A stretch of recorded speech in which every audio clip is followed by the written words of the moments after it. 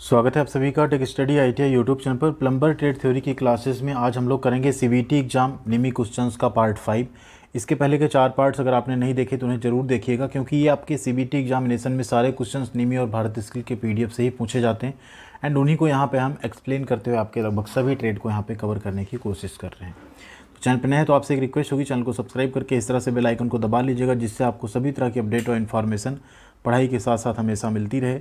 And tech study ITI Telegram channel भी आप join कर सकते हैं। साथ ही आपसे एक रिक्वेस्ट होगी, आपका प्लम्बर 1 वर्षीय ट्रेड है, इसमें जो एम्प्लॉयबिलिटी स्किल उसका जो ओल्ड पीडीएफ था 505 क्वेश्चंस वाला, उसी से सभी क्वेश्चन एग्जामिनेशन में आ रहे हैं। तो आप लोग इस साल अगर 2023 में तैयारी कर रहे हैं तो उसी पीडीएफ से पढ़िएगा। प्लेलिस्ट का लिंक हम डिस्क्रिप्शन में सभी तरह का दे रहे हैं। आइए स्टार्ट करते हैं बिना किसी देरी की वीडियो। एंड लास्ट में जैसा आपको पता है एक बोनस क्वेश्चन होता है जो कि प्रीवियस पार्ट से हम रखते हैं रिवीजन के लिए, उसका आंसर आप लोग कमेंट बॉक्स में जरूर कीजिएगा। यहाँ पे पहला क्वेश्चन है, which clamp is use to hold small parts of a job for gluing. किस क्लैम्प का उपयोग हम ग्लूइंग के लिए, ग्लू मतलब ग्लू किसी चीज़ को चिपकाना के लिए, जॉब के छोटे हिस्सों को पकड़ने के लिए करते हैं। G clamp, C clamp, U clamp या वाइस क्लैम्प। तो यहाँ पे आपका राइट आंसर है, छोटे हिस्सों को पकड़ने के लिए हम जी क्लैम्प का यूज़ करते हैं। किसका यूज़ करते हैं? जी क्लैम्प का यूज़ करते हैं। कुछ इस तरह से आपका जी क्लैम्प जो है वो दिखता है। अगला क्वेश्चन है, what colour is painted on oxygen cylinder.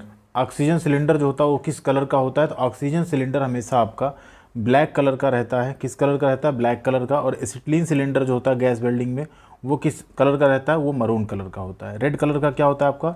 LPG, जो आपके घरों में एलपीजी यूज होता है या एलपीजी गैस का सिलेंडर कैसा होगा?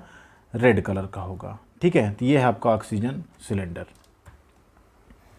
नेक्स्ट है, what is the pressure range between the oxygen cylinder. देखिए प्लम्बर में ये सब इसलिए पूछ रहे हैं, प्लम्बर में एक मॉड्यूल होता है आपका वेल्डिंग, गैस वेल्डिंग स्पेशली, तो उसी से रिलेटेड ये क्वेश्चंस हैं। कह रहा है ऑक्सीजन सिलेंडर के बीच प्रेशर क्या रहता है।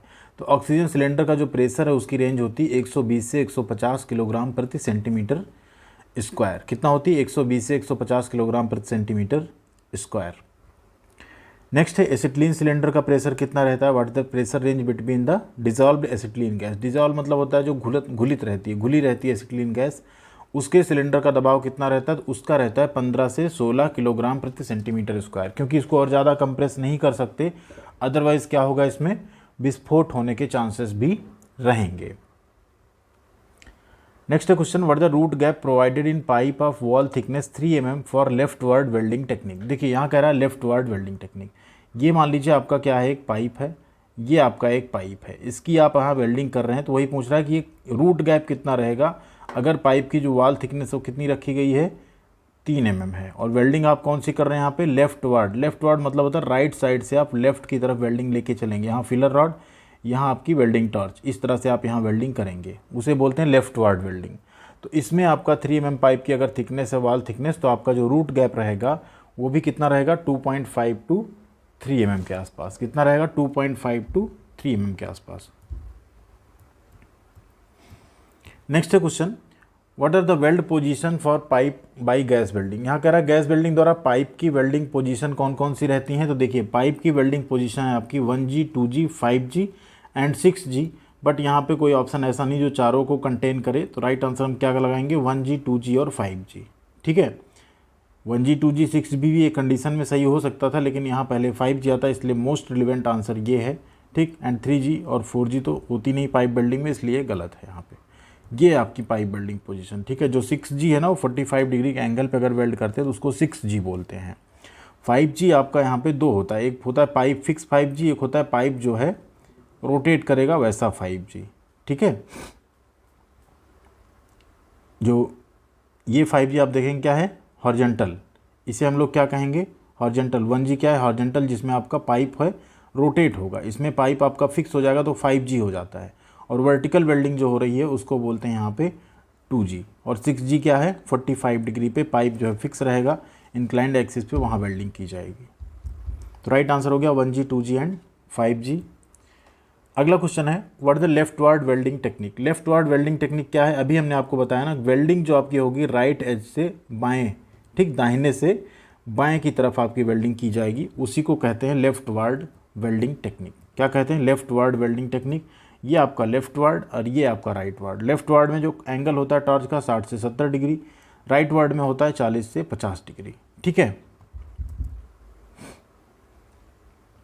अगला क्वेश्चन है which type of filler rod contains iron, carbon, silicon, sulphur and phosphorus. ध्यान दीजिए, कह रहा है किस तरह के फिलर रॉड में लोहा, कार्बन, सिलिकॉन, सल्फर और फास्फोरस होता है। तो ध्यान दीजिए, जो लोहा बनता है उसमें कार्बन, सिलिकॉन, सल्फर, फास्फोरस इनकी अशुद्धियाँ होती हैं। ठीक है, तो ऐसा फिलर रॉड जिसमें ये सब है उसको हम लोग कहेंगे वो फिलर रॉड किसके लिए है, लौह टाइप धातुओं के लिए। ठीक है, क्या है, फेरस टाइप फिलर रॉड है क्योंकि इसमें लोहे की मात्रा है।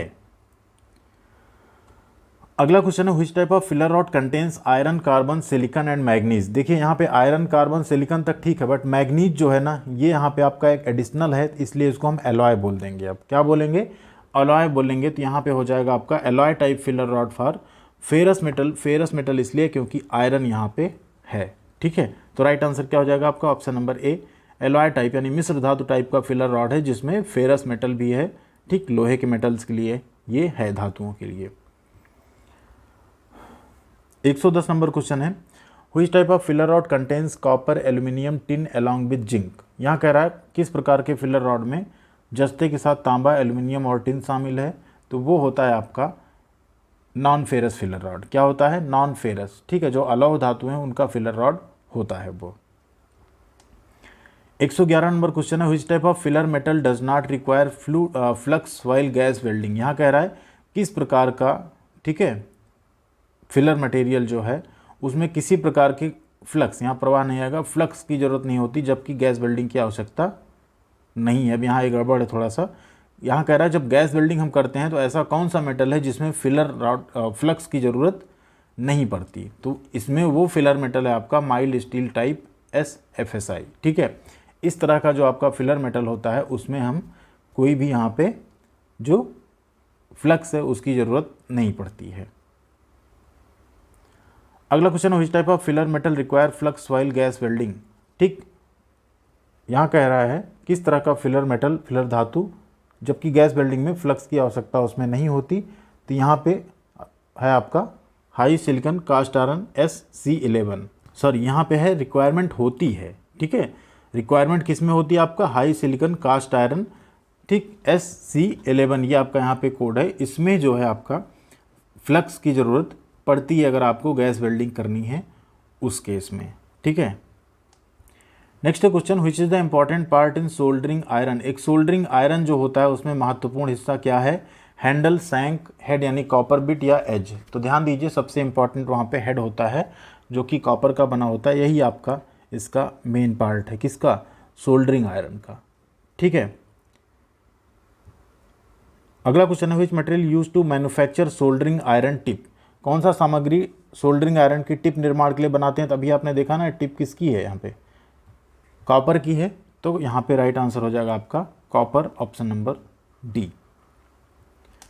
Next question which type of flux removes oxide on base metal surface. यहाँ कह रहा है किस प्रकार का फ्लक्स जो है बेस मेटल से ऑक्साइड को हटा देता है।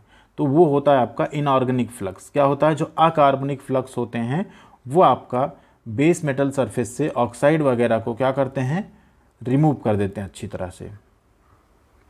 नेक्स्ट है व्हिच इज ऑर्गेनिक फ्लक्स। इसमें से आपको बताना ऑर्गेनिक फ्लक्स कौन सा है। ठीक है, इसमें hydrochloric acid, zinc chloride, ammonium chloride, ये तीनों तो आपके ऑर्गेनिक नहीं है। ठीक है, राइट आंसर टैलो यानी तेल। तो यही आपका यहाँ पे सही आंसर है। टैलो जो है ये आपका एक ऑर्गेनिक फ्लक्स है, बाकी सारे जो हैं ऑर्गेनिक फ्लक्स नहीं है।